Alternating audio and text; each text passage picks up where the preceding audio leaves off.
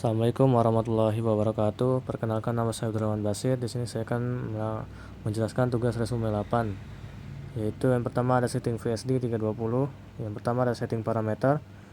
Yang pertama yaitu di sini ada ready, kemudian config atau configuration, kemudian ada full, kemudian set, kemudian ACC atau akselerasi, kemudian kita ke LSP dengan minimal frekuensi yaitu 0. Kemudian jika sudah, kita ke HSP dengan maksimal 50 Hz atau 50 Hz frekuensinya. Kemudian ada setting reset factory, ada ready, kemudian configuration, kemudian full, kemudian DRC, kemudian ada FCS. Kemudian yang ketiga yaitu ada setting kecepatan.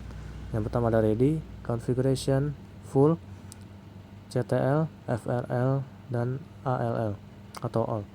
Kemudian yang keempat ada setting arus normal, yaitu yang pertama ada ready, configuration, kemudian full, kemudian set, kemudian ITT, masukkan nilai 1,2 hingga 1,5 nominal.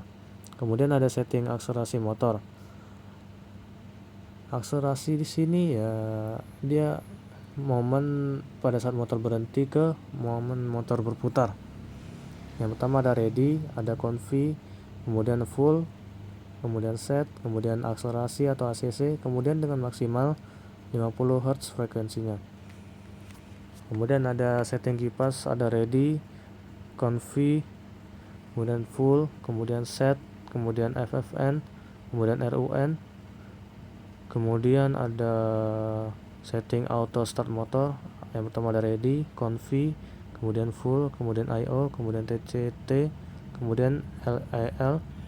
Yang terakhir yaitu ada setting alarm, yang dimana yang pertama itu ready, kemudian config, kemudian full, kemudian FLT, kemudian OPL, kemudian OAC.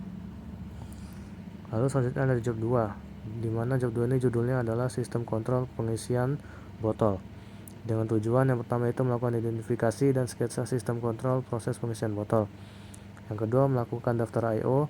Yang ketiga membuat program PLC. Yang keempat merakit I/O di PLC. Yang kelima melakukan commissioning.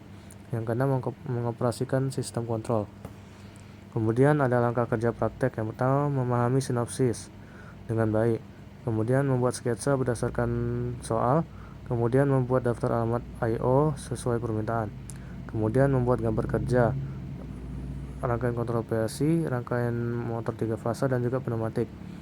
Yang kelima ada membuat layout tata letak komponen di tampilan HMI, kemudian menyiapkan alat dan bahan sesuai daftar I/O, kemudian melaksanakan pengecekan fungsi alat dan bahan sesuai yang digunakan, kemudian melakukan pemasangan dan instalasi antar komponen sesuai dengan gambar, kemudian melakukan pengecekan instalasi antar komponen sesuai dengan gambar. Kemudian ada membuat rancangan program mesin, kemudian menghubungkan program HMI dengan menghubungkan input HMI dengan power supply, kemudian memasangkan kabel COM di PLC dan HMI dengan menggunakan kabel Ethernet atau USB. Kemudian melakukan download program PLC dari laptop ke PC, kemudian melakukan pengecekan dengan rancangan program mesin sesuai dengan permintaan. Kemudian ada membuat program HMI, kemudian melakukan pengecekan program HMI, kemudian yang terakhir yaitu melakukan pengoperasian mesin rangkaian kontrol dengan sistem mesin tutup botol. Kemudian ada konsep. Di sini konsepnya yaitu jika botol menyentuh sensor S0, maka konveyor akan berjalan putar kanan. Pada saat botol di posisi sensor S1, maka konveyor berhenti dan kepala silinder maju untuk menempatkan tutup botol selama 2 detik. Setelah 2 detik, silinder kembali ke posisi awal dan konveyor kembali bergerak atau bekerja. Jika botol sampai di S2 atau sensor S2, maka semua sistem akan kembali normal. Push button 1 digunakan untuk starting mesin, sedangkan push button 2 untuk mematikan mesin atau stop. Tombol emergency digunakan untuk kondisi darurat.